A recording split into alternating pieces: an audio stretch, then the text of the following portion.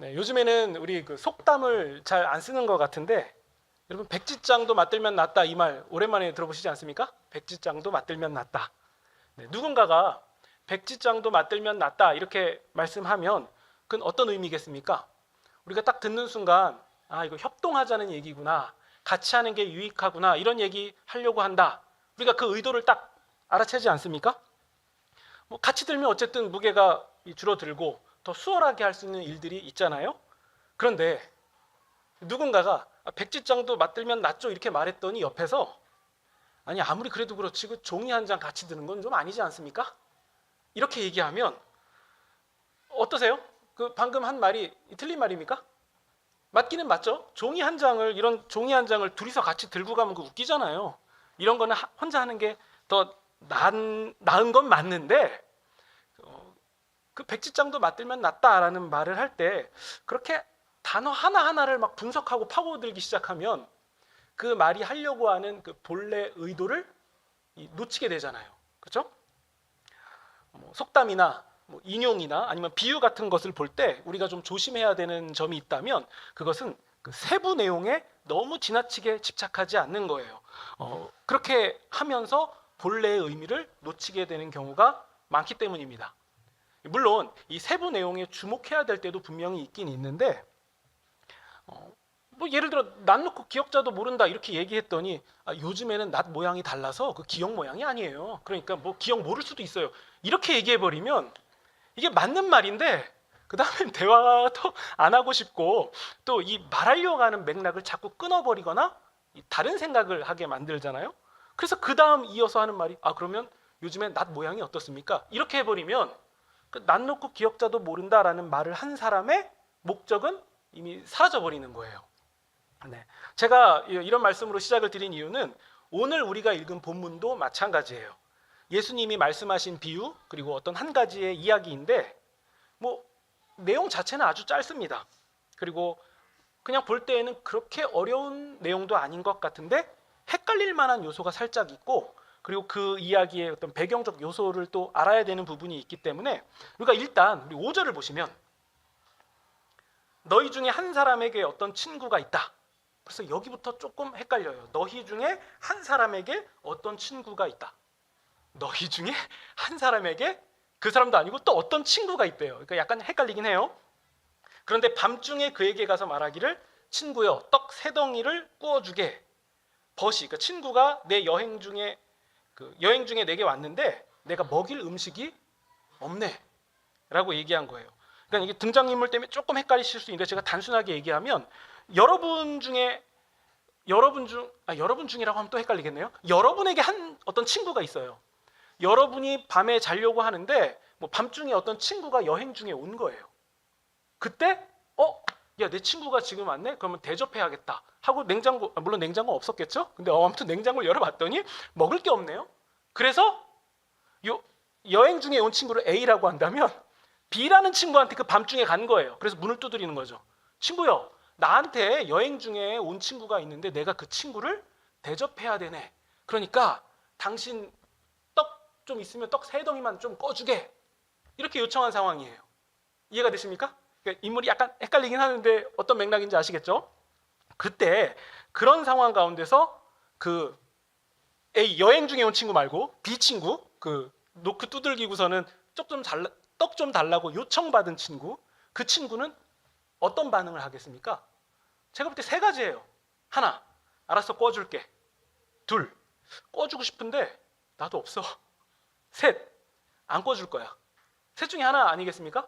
그러면 반응이 어떤지 그 다음 구절을 보면 나옵니다. 7절에 끝까지 잘 보셔야 돼요.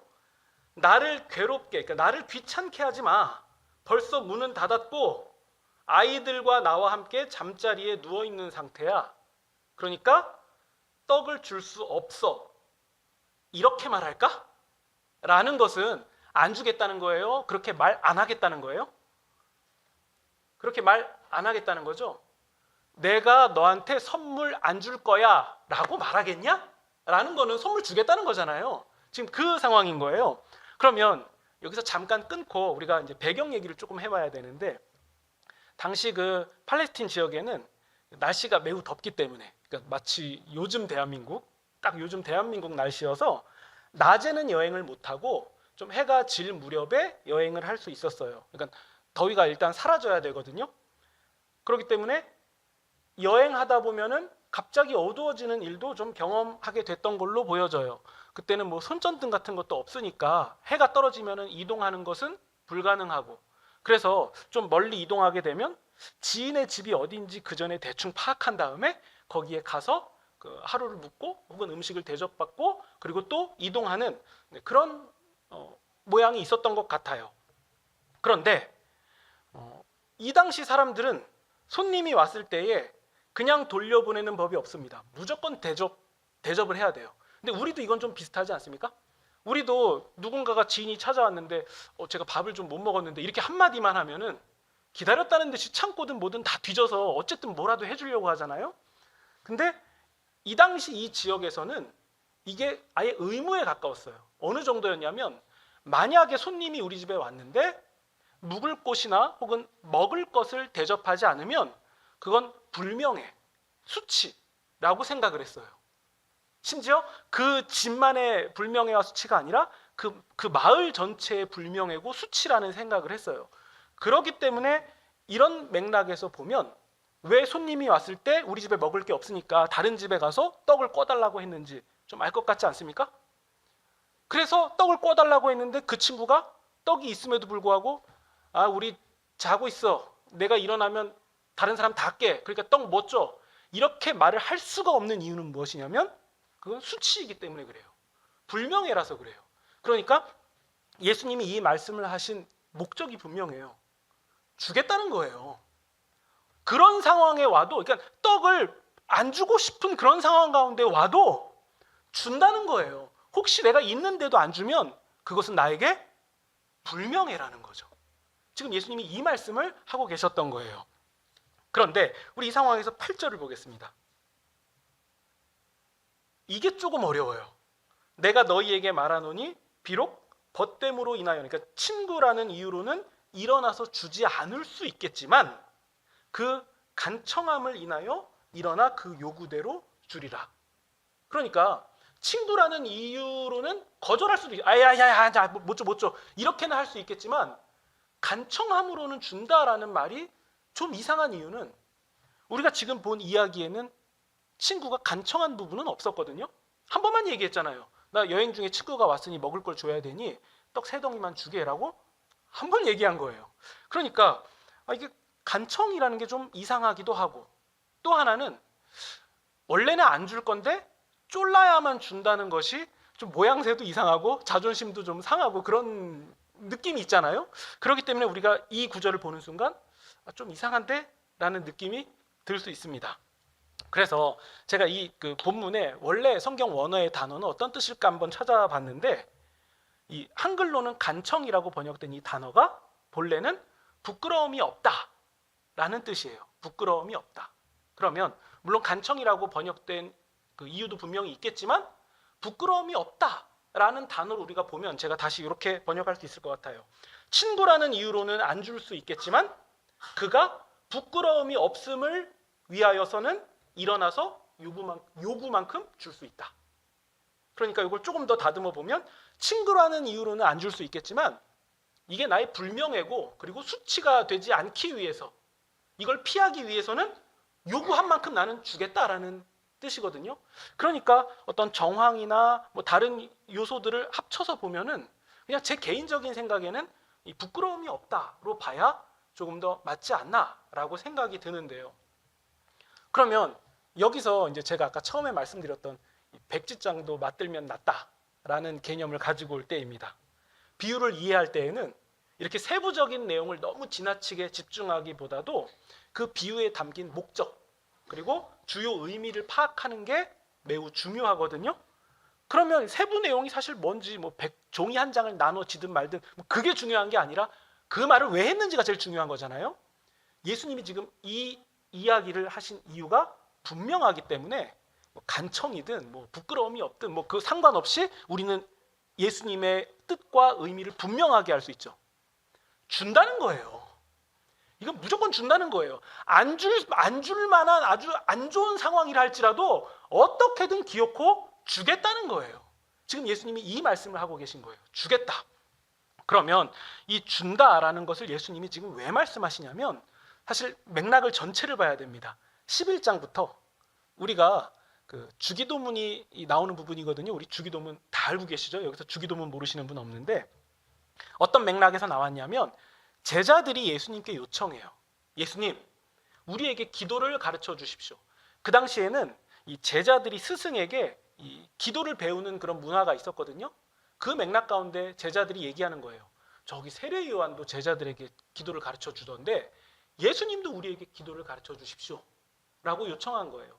그때 예수님이 이제 우리가 알고 있는 주기도문을 가르쳐 주셨죠.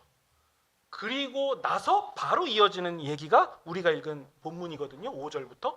네, 맥락이 보이시죠? 3절, 4절 보시면 주기도문이 나오고 바로 말씀을 하세요. 그러니까 한번 생각해 보세요. 예수님이 주기도문을 제자들에게 알려주신 다음에 그 다음에 이 떡 빌리는 얘기가 나왔다는 것은 어떤 의미겠습니까? 예수님이 중요하게 여기시는 지점이 지금 다르다는 거예요. 제자들은 기도 자체를 배우고 싶은데 예수님은 그 기도를 들으시는 분이 어떤 분이냐? 지금 이 말씀을 하고 싶으신 거예요. 그 기도를 들으시는 분은 어떤 분입니까? 우리 이야기를 들으니까 알 것 같지 않습니까? 그 하나님은 어떻게든 주시는 분이다. 지금 이 말씀하시는 거예요. 우리가 주기도문 당연히 중요하죠. 주기도문이 안 중요하다고 하면 이상하죠. 당연히 중요한데 예수님은 주기도문을 아는 것보다 그만큼 더 중요한 것이 있다면 그것은 그 주기도문을 들으시는 분이 누구시냐는 거예요. 그분이 누구냐? 주지 않을 수밖에 없는 상황이라 할지라도 그분은 준다. 더 나아가서 그분이 우리에게 주시지 않으면 그것은 그분에게 불명예다. 그분에게 불명예다. 예수님이 이렇게 지금 굉장히 세게 강조하고 계셨던 거예요. 하나님은 주시는 분이다. 그래서 9절 보시면요. 그래서 예수님은 구하고 찾고 두드리라 이렇게 말씀하셨고 우리 10절 보시면 구하는 이는 받고 찾는 이는 찾아낼 것이고 두드리는 이에게는 열릴 것이다. 이렇게 말씀하신 거예요. 그러니까 여러분 예수님이 말씀하신 주기도문은 되게 짧고 그 기도를 들으시는 하나님이 어떤 분이신지를 뒤에서 길게 얘기하면서 그래서 구하라 라고 말씀하셨다면 찾으라 두드리라 이렇게 말씀하셨다면 아까 그 떡 빌리는 얘기는 안 들어도 뭔 뜻인지 알 것 같지 않습니까? 하나님은 주시는 분이라는 거예요. 그러니까 기도를 이렇게 해라. 그리고 하나님은 이런 분이야. 주시는 분이야. 그럼 어떡할래? 그럼 너희는 어떡할래? 구해라. 찾으라. 두드리라. 이 말씀하신 거예요. 여러분 너무 당연한 말씀 아닙니까? 근데 애석하게도 우리에게는 그렇게 당연하지 않은 것 같아요. 어쩌면 우리는 하나님을 굳은 분이라 라고 고백하고 있는 건 아닌지 혹은 하나님이 주시는 분이라는 것을 잘 알고 있으면서도 구할 마음은 없었던 게 아닌지 안 구하고 있었던 것은 아닌지 우리가 이 부분을 좀 보시면 좋겠어요. 그러면 우리가 방금 나눈 이 내용이 마냥 당연한 내용은 아니죠. 왜냐하면 우리는 안 구하니까요. 안 구하니까요. 물론 우리가 구하지 말아야 될 부분들도 있어요. 하나님이 우리에게 완전히 맡겨주신 부분. 예를 들어 우리가 밥 먹을 때 주님 오늘은 김치 먼저 뜰까요? 고기 먼저 뜰까요? 이런 기도는 안 하셔도 돼요. 하나님이 우리에게 맡기신 거예요. 제가 걸을 때 오른발부터 뻗을까요? 왼발부터 뻗을까요? 이것도 다 기도하라고 이렇게 막 설교하셨던 그 옛날에는 그런 적이 있었죠. 그때는 맥락 가운데 그게 강조될 필요가 있기도 했어요. 왜냐하면 너무 안 구하거나 뭉뚱그려서 하던 시절이 있었으니까요. 근데 지금은 이렇게 말씀드릴 수 있을 것 같아요. 하나님이 우리에게 맡겨주신 부분은 우리가 하면 되는 거예요. 그럼에도 동시에 내가 할 수 있는 이것마저도 하나님이 인도하셔야만 된다라는 그 생각을 가지고 해야 되는 부분이 있고 또 동시에 우리가 삶에서 마주하는 어려움과 한계 속에서 하나님이 도와주셔야 되는구나. 내가 다 된다 할지라도 하나님이 개입하시지 않으면 의미가 없구나. 이걸 발견하는 단계까지도 우리는 나갈 수 있게 되는 겁니다. 목적은 분명하죠. 하나님이 주시는 분이라는 거예요. 주시는 분이라는 것을 믿었다면 우리는 구할 수밖에 없다는 거죠. 이 균형이 우리 가운데 있는지 우리가 좀 살펴보시면 좋겠습니다. 우리 13절 보시면요. 너희가 악할지라도. 네. 지금 보시면 예수님의 말씀은 이 부정적인 상황을 가정하세요. 왜 그렇게 말씀하시는지 알겠죠? 되게 세게 강조하시려고 하는 거예요. 너희가 악할지라도, 악한 사람이라 할지라도 자식한테는 좋은 것 주지 않냐? 하물며 너희 하늘에 계신 아버지께서는, 그럼 하나님은 악한 분입니까? 선한 분입니까? 악한 부모도 좋은 거 주는데 하물며 하나님은 어떻게 하시겠냐? 구하는 자에게 성령을 주시는 분이다. 그러니까 예수님은 지금 이 이야기의 전개를 통해서 하나님이 주시는 분이라는 것을 굉장히 세게 지금 강조하고 계신 거예요. 그러니까 하나님은 좋은 것을 주시는 분이다. 더 나아가서 이 좋은 것은 본문에서 뭐라고 말씀하고 있습니까? 곧 성령 하나님, 우리에게 성령 하나님을 주시는 분이라는 사실을 예수님께서 명확하게 말씀하고 계셨던 거죠. 여기서 우리가 한 걸음 조금 더 나아가 보면 어쩌면 이게 약간 지나친 해석이 아닐까 싶은 생각도 조금 드는데 한번 들어보세요. 저는 이 좋은 것이라는 단어가 조금 걸리는 지점이 있습니다. 우리가 지난주에 우리 마리아와 마르다 이야기에서 좋은 것이라는 단어 보지 않았습니까? 이 단어가 똑같거든요. 예수님이 마리아에게 뭐라고 말씀하셨냐면 그 좋은 것을, 너가 선택한 그 좋은 것을 뺏기지 않을 거다라고 말씀하셨어요. 그것과 오늘 이 본문을 같이 연결해서 좀 이해해 보면 예수님이 주시는 좋은 것은 그가 여자일지라도 사마리아 사람일지라도 그가 누구든 간에 어떤 사람이든 상관없이 예수님이 좋은 것, 곧 성령 하나님을 누구에게나 동일하게 부어주실 것이고 예수님이 부어주시는 성령 하나님은 누구도 빼앗을 수 없다. 이렇게 적용할 수 있을 것 같습니다. 그래서 여러분, 이 일이 진짜 성취되었다는 것을 기록한 성경, 공교로운 게 아니죠. 누가가 기록하지 않았습니까? 누가복음을 기록한 누가가 사도행전에서 이 일이 진짜 일어났음을 기록하고 있잖아요. 성령 하나님이 모든 사람에게 임하였다. 그럼 여러분, 여기서 우리가 한 가지만 더 해결하면 말씀을 잘 정리할 수 있을 것 같습니다. 제가 지금까지 드린 내용이 어렵지 않았는데 그럼에도 이 내용이 조금 걸리시는 분이 있을 것 같기도 합니다. 하나님이 주시는 분이라는 이 사실이 크게 공감되지 않은 분이 계실 수 있을 것 같거든요. 아마도 그동안 기도를 해도 들어주신 경우보다는 안 들어주신 경우가 거의 대부분이었던 경험 때문에 하나님이 주시는 분이다라는 말씀이 그렇게 크게 와닿지 않고, 또 한편으로 내가 구하지 않았던 것은 물론 핑계겠지만 거절을 너무 많이 당해봤으니, 아니 그게 아니라 안 들어지는 것 같았으니 안 구했던 부분도 있지 않았습니까? 그러면 야, 저런 얘기는 안 해도 되는데 굳이 이 시간에 끄집어내 갖고서는 서로 불편할 거 뭐 있나, 이런 생각도 드시는 분이 있을 것 같은데요. 어제 밤에 좀 제가 고민을 하다가 한 가지 꼭 맞는 얘기가 좀 생각이 났습니다.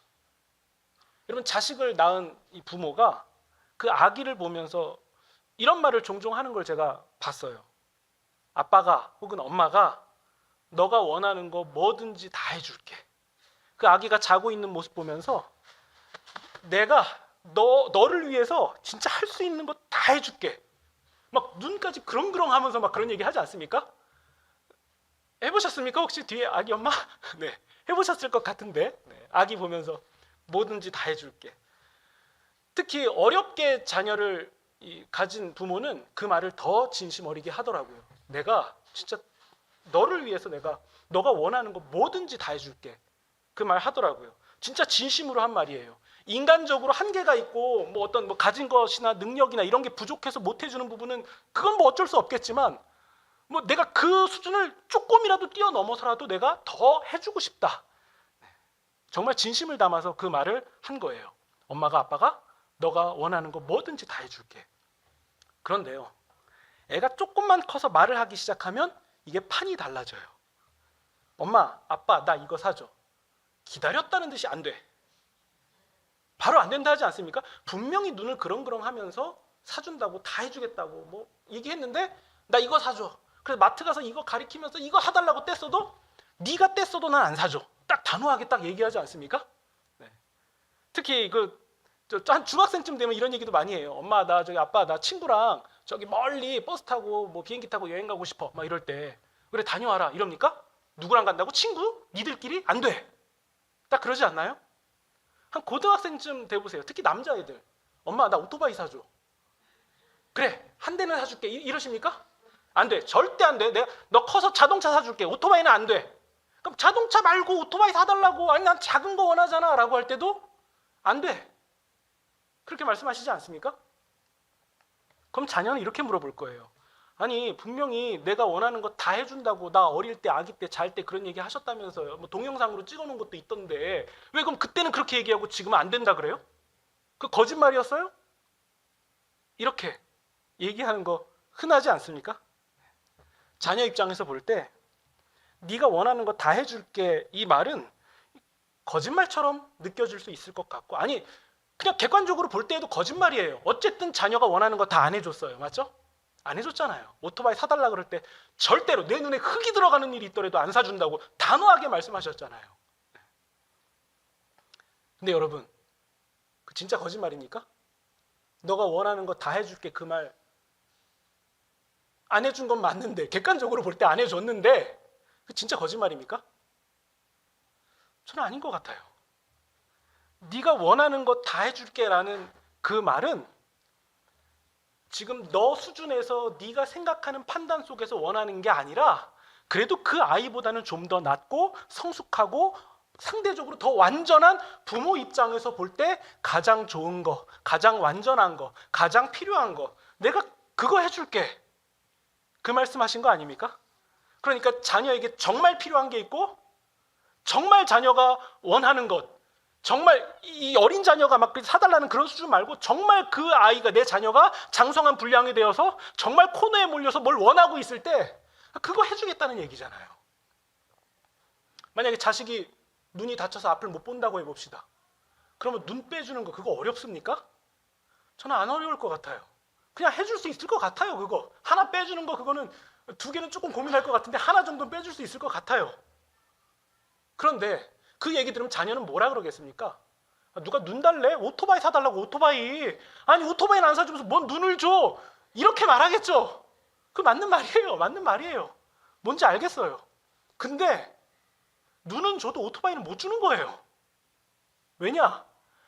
그게 좋은 거라서 그래요. 그게 좋은 거라서. 그러니까 진짜 좋은 거 해줄 거예요. 정말 좋은 것을 어떻게든 줄 거예요. 그러기 때문에 우리는 좋은 것을 준다는 거 그게 어떤 말인지 조금 알 것 같기도 합니다. 또 동시에 어린 자녀들끼리 우리 친구들끼리 멀리 여행 갔다 올게요 라고 할 때 안 된다고 거절했던 거 오토바이 사달라고 할 때 그거 안 된다고 거절했던 거 그것도 우리 가만히 놓고 봅시다. 그거 마냥 거절만은 아니었잖아요. 그 거절한 것은 가장 좋은 것을 줬던 응답 아니었겠습니까? 그러니까 아이가 볼 때에는 그냥 허풍만 늘어놓는 그냥 이상한 부모처럼 보일 수 있을 것 같아요. 그러나 그 아이도 조금씩 자라면 분명히 왜 안 돼? 라고 말했는지 왜 그렇게 내가 요청하는 건 다 거절했는지 이해하는 날이 오듯이 우리도 물론 하나님을 이해한다는 건 말도 안 되지만 그냥 정서적 차원에서 우리도 하나님을 이해하는 날이 올 것 같습니다. 여러분 우리가 열심히 그동안 기도했는데 나름대로 간절히 기도했는데 왜 거절받을 수밖에 왜 거절하시는 것 같았는지 우리가 어느 정도 알 것 같은 부분이 좀 생기지 않으셨습니까? 그러니까 여러분 우리가 예수님이 하신 말씀을 우리는 잘 모르고 연약하니까 예수님이 그렇다 하신 말씀을 그냥 받는 게 지혜인 것 같습니다. 그게 뭐죠? 하나님은 어떤 분이십니까? 주시는 분이에요. 주시는 분입니다. 우리가 내가 기도해도 어차피 하나님 안 들어주셔. 이건 우리의 경험에서 나온 말이 맞는 것 같긴 한데 우리는 이럴 때 우리 주님을 주목합시다. 주시는 분이에요. 주님이 좀 돌아가게 하셨다면 그거에 대한 분명한 이유가 있다는 것을 받아들이는 것이 성숙한 믿음인 것 같습니다. 그러니까 여러분 하나님은 어떤 분이십니까? 아니, 이 부분도 생각하시는 게 좋을 것 같아요. 하나님은 이런 분이야. 하나님은 이렇게 하셔, 저렇게 하셔. 하나님의 속성은 이래. 그리고 기도는 이런 거야. 기도는 이렇게 하는 거야. 이런 것도 중요한데 그냥 해봅시다. 그런 거 따지지 말고 그냥 해봅시다. 좀 틀렸더라도, 심지어 우리가 하나님 오토바이 사주세요 이런 수준의 기도를 할지라도 그거 사달라고 해봅시다. 그래서 하나님이 거절하시면, 아, 그게 이런 이유 때문에 거절받은 거구나. 이걸 우리가 배울 때 그때 우리가 성장하며 잘하는 거 아니겠습니까? 그러니까 이 기도가 옳으냐 틀리냐, 이렇게 기도하는 게 맞냐 저렇게 하는 게 맞냐, 이것도 물론 중요한 부분인데 그거보다 더 중요한 거, 그냥 하나님께 기도하며 나아가십시다. 하나님이 주시는 분이다. 그러니까 뭐든지 기도하면서 하나님이 나를 순전한 길, 순적한 길, 가장 좋은 길, 가장 좋은 것으로 인도하시는 분이라는 이 신앙 고백이 우리 가운데 굳건해지시면 좋겠고, 그래서 이것을 바탕으로 이번 한 주 뭐든지 힘있게 기도의 자리로 나아가시는 그런 저와 여러분이 되시기를 우리 구주 예수님의 이름으로 축원드립니다.